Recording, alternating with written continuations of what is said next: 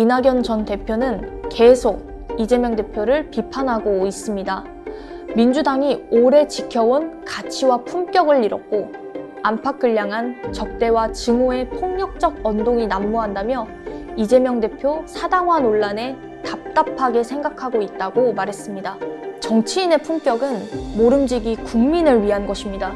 솔직히 예전부터 어르신들이 정치판 자체가 흙탕물이라고 말씀들을 하지 않으셨나요? 분명 그것을 아실 분이 어떠한 품격을 말씀하시는지 도통 알지 못하겠습니다.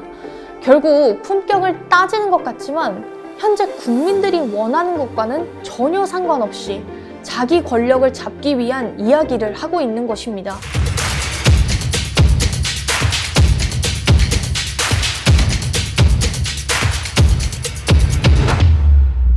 정치권은 2024년 총선을 5개월 정도 앞둔 시점에서 선거제 개편에 대해 논쟁 중입니다. 기존의 준연동형 비례대표제를 유지할 것인지 아니면 병립형으로 회귀할지 말입니다. 먼저 이에 대해 좀 말씀드리겠습니다. 준연동형 비례대표제란 정당 득표율에 따라 각 당의 의석수를 배분한 뒤 이 의석수에 비해 지역구에서 얻은 의석수가 모자랄 경우 모자란 의석수의 절반을 비례대표로 채워주는 현행 방식입니다. 예를 들어 정당 득표율이 10%라면 총 의석수 300석의 10%인 30석을 배분받습니다. 이때 지역구에서 20석밖에 얻지 못했다면 모자란 10석의 절반인 5석을 비례대표로 채운다는 것인데요. 연동형은 모자란 의석수 전부를 비례대표로 채우지만 이건 준연동형이니까 모자란 의석수 절반만 비례대표로 채우는 것입니다. 반면 2016년 제20대 총선까지 시행했던 병립형 비례대표제가 있습니다. 이는 정당 득표율에 따라 비례대표 의석을 단순 배분하는 방식입니다. 지난 총선 때 국힘이 비례대표 의석 확보를 위해 별도로 위성정당을 만들었습니다. 이에 선거제 개혁을 외쳤던 민주당도 총선 승리를 목적으로 위성정당을 출연시켰습니다. 이는 국힘과 민주당 모두 꼼수라는 비판을 받았습니다. 지난 11월 6일 민주당 이탄희 의원을 중심으로 한 75명의 의원이 지역구 다수당과 비례대표 다수당이 합당할 경우 국고보조금 50%를 삭감하는 것을 골자로 하는 위성정당 방지법을 발의했습니다.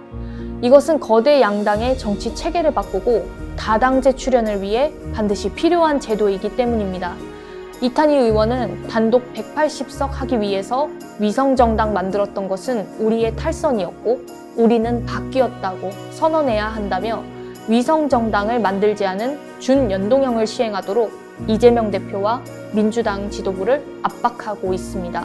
이에 반해 국힘은 병립형만을 고집하고 있으며 설사 연동형을 하더라도 자신들은 위성정당을 만들겠다는 입장입니다.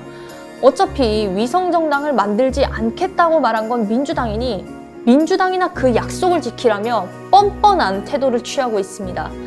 결국 국힘은 다당제를 원치 않고 오직 자신들만 집권하면 좋다는 것입니다. 이에 반해 민주당은 정치개혁을 위한 논의를 하고 있는 것입니다. 그렇다면 민주당은 연동형과 병립형 중 무엇을 선택해야 할까요? 연동형은 지난번처럼 위성정당을 만든다면 상관없으나 현재 당내 위성정당을 반대하는 이탄희 의원을 중심으로 한 여론이 있다 보니 이를 선택하기가 쉽지 않은 상황입니다. 거기다 지난번 총선을 기준으로 현행 준연동형 선거제도에서 민주당만 위성정당을 만들지 않는다면 국힘이 20석에서 많게는 35석까지도 더 가져갈 것이라는 분석이 나왔습니다. 이는 국힘에 절대적으로 유리합니다. 그리고 병립형으로 했을 경우 시뮬레이션을 돌려보면 현재 의석수와 별반 차이가 없기에 민주당에게는 충분히 승산이 있습니다. 현실적으로는 민주당의 병립형이 가장 유리한 상황입니다. 이처럼 병립형으로 쏠린 국힘과 위성정당 방지를 조건부로 연동형을 주장하는 민주당 의원들, 그리고 지역구 선출이 어려운 가운데 비례대표 선출을 통해 국회 입성을 노려야 하는 다른 진보 정당들 사이에 이해관계가 얽혀있는 사안인 것입니다. 추가적으로 이는 단순히 연동형과 병립형 둘 중 하나를 선택하는 문제만 있는 것은 아닙니다. 이 대표는 지난달 28일 유튜브 방송에서 국회까지 집권 여당에 넘어가면 과거로의 퇴행, 역주행을 막을 길이 없다. 현실의 엄혹함을 무시할 수 없는 상황이다. 멋있게 지면 무슨 소용이냐고 말했습니다. 또한 더 나은 세상을 만드는 것에도 최선을 다해야 하지만 더 나쁜 세상이 되지 않게 막는 것도 아주 중요한 과제가 됐다라고 강조했습니다. 이는 단지 대의 명분에 의해 멋지게 지기보다는 현실적으로 유리한 병립형을 통해 확실한 총선 승리로 윤 정부의 폭거를 막기 위함을 암시하는 발언이었습니다. 이에 발맞춰 현재 민주당 지도부에서도 병립형을 중점으로 두고 있는 추세입니다. 이런 상황에서 이낙연 전 대표는 계속 이재명 대표를 비판하고 있습니다. 민주당이 오래 지켜온 가치와 품격을 잃었고 안팎을 향한 적대와 증오의 폭력적 언동이 난무한다며 이재명 대표 사당화 논란에 답답하게 생각하고 있다고 말했습니다. 정치인의 품격은 모름지기 국민을 위한 것입니다. 솔직히 예전부터 어르신들이 정치판 자체가 흙탕물이라고 말씀들을 하지 않으셨나요? 분명 그것을 아실 분이 어떠한 품격을 말씀하시는지 도통 알지 못하겠습니다. 결국 품격을 따지는 것 같지만 현재 국민들이 원하는 것과는 전혀 상관없이 자기 권력을 잡기 위한 이야기를 하고 있는 것입니다. 총선도 얼마 안 남았는데 이낙연 전 대표는 이탄희 의원의 정치개혁에는 상관없이 자기 권력 잡을 것에만 몰두하며 민주당 분위기는 다 흐트러뜨리고 쓴소리라는 이름 아래 국민의 뜻과 의지와는 상관없는 철저히 자기 이익을 관철하기 위한 말만을 하고 있는 것입니다. 이런 게 소위 말하는 싸가지 없는 진보 아닙니까? 국민은 윤 정부를 심판하고 정권이 바뀌기를 원하는 것입니다. 심지어 최근 언론 인터뷰 중 국가를 위한 역할도 당을 통해 할 수 있는 것 아닌가라는 질문에 요즘은 그렇게 생각하지 않는다며 신당 창당을 시사하는 듯한 발언을 했습니다. 이에 김부겸 전 국무총리와 정세균 전 국무총리와의 연대까지 거론되고 있는 상황입니다. 아직은 이낙연 전 대표가 선을 긋고 있으나 주변 측근들은 이 전 대표에게 신당 창당 필요성을 언급하는 모양새입니다.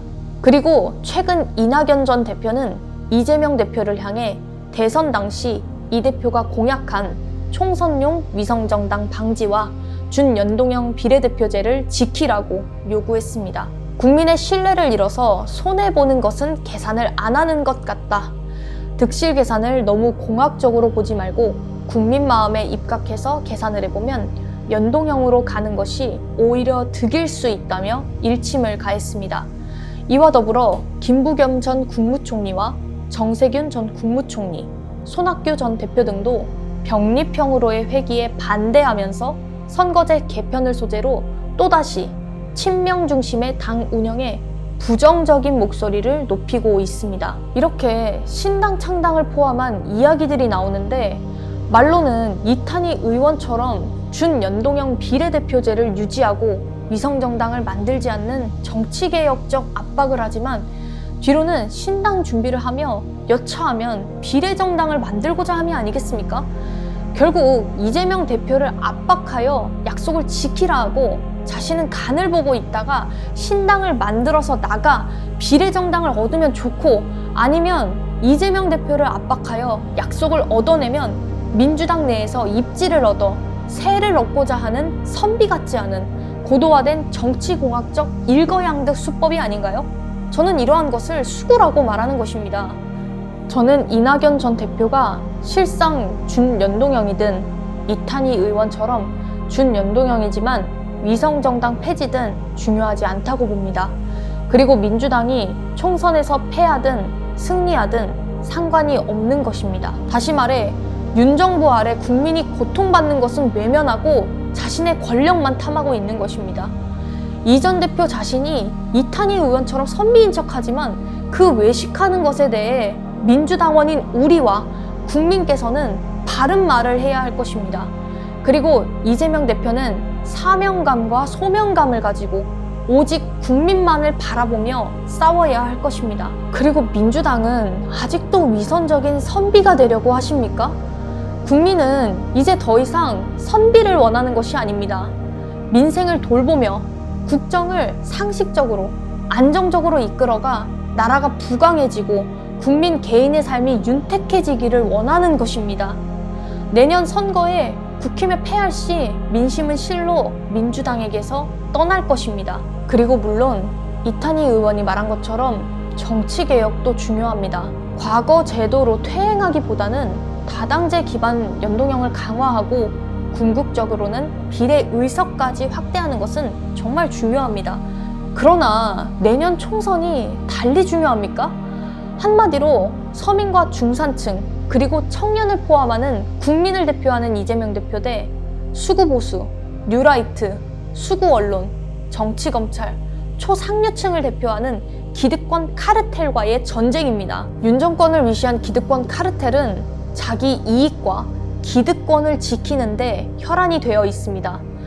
윤 정부 인사들이 각종 요직에 앉아 있지만 과연 제 역할을 하기는 합니까? 경제는 파탄 직전에 국격은 갈수록 추락하고 한반도는 북한과의 대치 국면 정점에 있습니다. 국힘은 정쟁하느라 윤석열 눈치 보느라 정신없습니다. 민생은 신경 쓰지도 않습니다. 그뿐만입니까? 정의롭고 공정하게 법치를 세우라고 국민 세금까지 주는 검찰은 특활비로 나눠 먹지를 않나 정치검찰이 되어 윤 정권의 하수인 노릇을 하면서 이재명 대표를 비롯해 수구보수에 대항하는 자들을 전방위적으로 압수수색하고 있습니다. 심지어는 무고한 시민까지도 여차하면 압수수색하는 형국입니다. 거기다 수구보수 언론은 정권에 충성하며 정권의 나팔수 노릇을 자처하고 있습니다. 이게 2023년 대한민국 국민들이 마주한 냉혹하고 참담한 현실입니다. 이렇게 심각한 상황에서 수구보수와 기득권 카르텔을 심판하고 이들을 대상으로 한 대대적 개혁으로 갈 수 있는 유일한 희망이 내년 총선입니다. 아니 이런데도 선거제를 따지며 선거를 망치겠다고요? 이 대표 말대로 멋지게 지면 무슨 소용입니까? 선거에서 지면 국민이든 민주당이든 어떠한 저항조차 하지 못한 채 윤 정권에게 휘둘리게 될 것이고 종국에는 민주당도 무사하지 못한 채 수구보수에 의해 영향력을 잃게 될 것입니다. 또한 지더라도 원칙을 지키라며 선비를 자처하는 민주당 의원들에게 말합니다. 만약 소수 야당이 되어 대한민국이 대혼란에 빠져 국민들의 삶이 피폐해진다면 민주당은 국민 기억과 역사 속에 선비라는 평가는 고사하고 아주 무능하고 무책임한 정당으로만 기록될 것입니다. 이에 대해서는 생각이나 해보셨습니까? 중요한 건 타이밍입니다. 지금은 정치개혁을 할 타이밍이 아닙니다. 오로지 수구보수와 기득권 카르텔의 적폐를 막아내고 승리한 뒤 그 타이밍에 정치개혁을 하면 됩니다. 이를 놓치는 오류를 절대 범해선 안 될 것입니다. 마지막으로 말씀드리고 싶은 것이 있습니다. 예전에 김대중과 김영삼이 단일화를 하려다 결렬된 뒤 노태우가 어부지리로 대통령에 당선되었습니다. 이런 역사를 반추할 때 결국 이재명 대표와 이낙연 전 대표는 같이 못 갈 것입니다. 자신의 원칙을 고수하고 따지고 드는 진보의 특성상 어쩔 수 없는 부분입니다. 그러니 이재명 대표는 이 전 대표와 손절하고 앞으로의 대선을 준비하는 것이 좋겠다는 생각입니다. 이에 분명 이재명 대표에게 국민들이 화답을 할 것이라 생각합니다.